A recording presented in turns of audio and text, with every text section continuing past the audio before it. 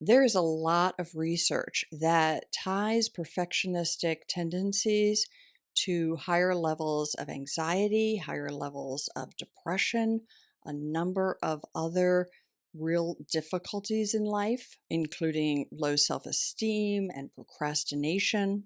And in the video I put out last week, I talked about the link between perfectionism and anxiety. But really, when you are too perfectionistic, it is a very painful place to be. It's different than striving for excellence.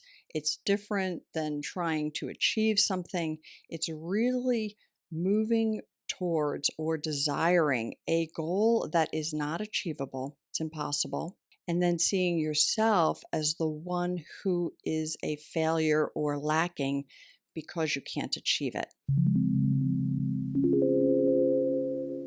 So, I want to talk through the main cognitive distortions that are underneath perfectionism because by understanding the cognitive distortions, you can begin to pull them out. So, when you're feeling that way or when you feel like you're getting stuck in perfectionistic thinking, you can kind of pull a thought out and say, okay, which cognitive distortion does this one fall into? Maybe more than one. And then you're looking at your thought, you're not in it. And looking at our thoughts is a really wonderful way to begin to have, I want to say, a little more control over what goes on in there. But maybe perspective is a better word than control, right? Because our thoughts do things that are beyond our control all the time. But if we're able to distance from it, we don't have to let those dysfunctional thoughts cause compulsive behaviors, cause behaviors that are harmful to us, cause us to do things that give us more pain, like whatever, stay up all night to achieve a goal, or procrastinate like mad because you're too anxious about not being perfect to actually do it. And either of those things, right, procrastinating on something or staying up all night to make it perfect, probably going to cause even more pain down the line. So, I'm going to talk through 6 cognitive distortions. 5 of these are part of cognitive behavioral therapy, where there are very well proven, well researched cognitive distortions. And the sixth one's not usually thrown into that list or that group, but it is also utilized in cognitive behavioral therapy as well as EMDR. So, let's talk about these. The first one I want to talk about, which is probably the biggest under perfectionistic thinking, is all or nothing thinking. Either something is perfect or it's lousy. I'm either perfect or I'm a failure. That's all or nothing. There's no gray area. And all or nothing thinking is a cognitive distortion. Now, remember, as we talk about the cognitive distortions, if it's a distortion, it's distorted, it's not true, right? It's I don't know, it's a way our brain tries to make things easier to think about or something. It's like a shortcut our brain does, but then we believe it and it causes problems. So all or nothing thinking that goes with perfectionism is also about how either I do this perfectly or I'll be a failure the rest of my life. So it projects it out. It's not only about what's perfect and what's not, right? It could be if I don't say this perfectly, my relationship is over. If I don't look perfect on my first date, I won't get a second date and then I'll never get married, right? So it goes into all sorts of things that are unrelated in a complete black or white, which, if you think about the pressure that that puts on that one moment in time, that one test you're taking, that one date you're going on, that one conversation you're having, if you have all or nothing thinking, and that's going to determine happiness forever and ever, yeah, there's going to be a lot of anxiety there, right? So when you find yourself in a perfectionistic moment, see if there is a middle ground. See if there's a way to say, okay, if I fail this test, I failed the test. Maybe I didn't study hard enough.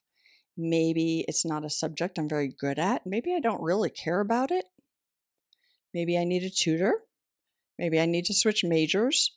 There's so many things that can come out of that, right? And I'm sure you've heard by now, because it's talked about a lot these days, which is a good thing, that failures make us more successful in the long term because we can look at them, we can analyze, okay, what happened? And even using the word failure, I don't really like to use that, but with something like a test, okay, that's easy. That's an F. With something like a date, if you don't get a second date, that could be a really good thing. So just see where the gray area is in what you're thinking about. The second cognitive distortion is the negative lens. You focus only on the negative pieces and not the positive, right? And our brains have this natural negativity bias. We do tend to do this, but we sometimes can help that part of our brain by really thinking through what is it that's negative, right? So if you're working on a project and there's a part that you feel needs more work, great, right? But if it needs more work to the point where it's torturing you, or you are really, you're striving for something that just isn't going to work, there might be a way to shift how you're looking at that piece. Because if all you're thinking about is the negative, then you won't see the positives of the rest of the project that you've created or the positive it might do for the world. Like, let's take YouTube videos. Okay, there is absolutely no way to do a perfect YouTube video. There really is not. I mean, I have to say, whether it's in the filming stage or in the editing or in the discussion, whatever, if I wanted these to be perfect, I would never get one out. It just wouldn't happen. So there has to be a level of good enough, which is what that 80/20 rule is about. You've probably heard it like applied to business and so many areas of life. 20% of your effort will go into 80% of the result. And then the remaining 20%, achieving the remaining 20%, will take 80% of your effort. Now you have to decide, is it worth it or not, right? So keeping in mind, like 80/20 rule, pretty effective that I'm going to achieve 80% of my success from 20% of what I do. Therefore, I can be somewhat selective and maybe 80% is enough. All right. The third cognitive distortion I want to mention is labeling. When we label, whether it's labeling ourselves or somebody else with a blanket word, that's a distortion. It's not a truth. So I'm a loser. That's a label. It's not the truth, right? You fail a test and you say, I'm a loser. No, it's actually not even really related. You failed a test, right? Or you might label somebody else as being perfect. Oh, look at her. She's perfect. Look at how she dresses and presents and her career. Everything about her is perfect. That is highly unlikely to be true. And being a therapist, I will tell you, I got an inside seat on how that is simply not true. Plenty of people present a perfect image to the world and have a lot of imperfections in their lives, their feelings. They're not necessarily happy. Presenting something does not mean that's who you are. So when you are labeling somebody good or bad, or yourself with like one word, that's a distortion. Number four, cognitive distortion, is the personalizing or blaming. Now, there's sort of an interesting split in people. So, some people, when they achieve something, will be like, I did it all on my own, totally up to me. Other people will be like, oh, it didn't have much to do with me. It really was the other people, or I got lucky, right? And then on the flip side, when you fail, there are people who'll be like, totally my fault. I did everything wrong. I made this mistake. I made that mistake. They don't look at what they did right. They're just like, yep, it failed and it's my fault. And then other people who, when they fail, they'll be like, I did everything right. You did everything wrong. And all of that is a cognitive distortion, right? So in the US, we have this belief in our independence and our ability to pick ourselves up by our bootstraps and accomplish something like on our own. We are all interconnected. We are all interdependent, right? It's a it's a maze. None of us achieves anything totally on our own. That could be a whole nother video. Might be a fairly controversial point. So if you disagree, you can let me know. But that focus that it's like all up to us is simply not true. So, if you tend to jump into personalizing something that happened as being your fault, or blaming yourself totally, or blaming somebody else totally, again, pull it out, say, okay, I'm being told that's a cognitive distortion. I might not even believe it's a cognitive distortion, but I'm going to pull it out and say, okay, let's say this is.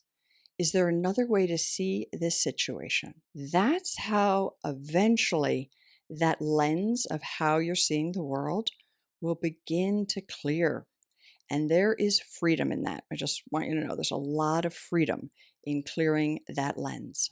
All right, number 5, and I'd say this is probably the second biggest other than number 1, and maybe other than number 6 that I'm going to talk about, but magical thinking, a biggie. The magical thinking is that if I do this perfectly, then XYZ will happen. And XYZ is generally people will admire me, I'll achieve what I want, I'll be happy forever, right? Whatever that long story goes with, if I'm able to do this perfectly, then I'll be happy. Then I'll feel good about myself. That's magical thinking. It isn't what we achieve that makes us feel good about ourselves. It's the fact that we maybe don't feel good about ourselves that's making us believe that if only, then we would. And this really goes back to some childhood conditioning that I do talk about in the video I released last week. So I will link that here. But that's sort of a key thing to look at. And then that magical thinking has the other flip side to it, which is if I don't get a perfect grade, my life is over. I'm a total failure. I'll always be a failure. And that kind of pressure, wow, that is really, really hard. And it's based on a faulty belief. It's based on magical thinking. Those things aren't linked. Life isn't that easy, and we can't predict the future. I mean, like when I said life isn't that easy, I mean, it isn't so easy to be like, okay, if I can get that degree, I'll be happy forever. If I marry when I think I should and have the number of kids I think I should, then I'll be happy. No, there is not a tie. Believe me, there's really not a tie between those things. Okay, so now we're going to come to number 6, which is the core negative belief underneath your drive for perfectionism. Again, this ties to probably how you were raised or experiences you've had in your life that if I'm perfect, then I'll be loved. If I'm perfect, then I'll be happy or I'll be safe, right? So we learn these things fairly young, and they reflect a core belief about ourselves that's negative. So it could be basically, I'm unlovable. So if I do that, maybe I have a shot at being lovable. Basically, I'm unlovable. I'm a failure. I'm in danger if people don't like me. These are core beliefs that develop that are faulty. And when we have a negative core belief, right, we are highly unlikely to flip and begin to believe an absolute positive. So there's a way to work with a relative positive because our brains are very tricky. Our brains do not want to believe an absolute positive. Your brain won't believe it. But your brain loves believing an absolute negative. So, for example, if I'm a failure is a negative core belief, flipping to, I'm a complete success, probably not going to happen. But I'm successful enough, you could probably get there. I'm unlovable. It's not true. It's a blanket statement and it's not true. I'm lovable enough. You probably can get there with some work. So I do have a free PDF that goes through the negative core beliefs, suggests some positive, and suggests a few exercises for developing those reasonably stated, adaptive, positive core beliefs to substitute for your negative belief. But that's really important work for this. And those negative core beliefs are a cognitive distortion, even though you won't see them on a typical CBT sheet, but they are a distorted way of thinking that drives a lot of our unhappiness. So, just to summarize, being able to really think through what you're thinking when those perfectionistic tendencies are taking over and pulling those thoughts out and putting them through a little bit of a filter of which cognitive distortion is this and can I see it differently, that is really going to help you with some time and some practice. It really will begin to lighten how you feel about this and make it easier to actually achieve what you want. It will make it easier for you to go for the things you would like to have if you didn't feel like you had to do it all perfectly. So let me know what you think. Let me know if you feel this would be helpful. And if you did like this video, I'd really appreciate it if you hit that like button and subscribe for more. And I'll see you next time.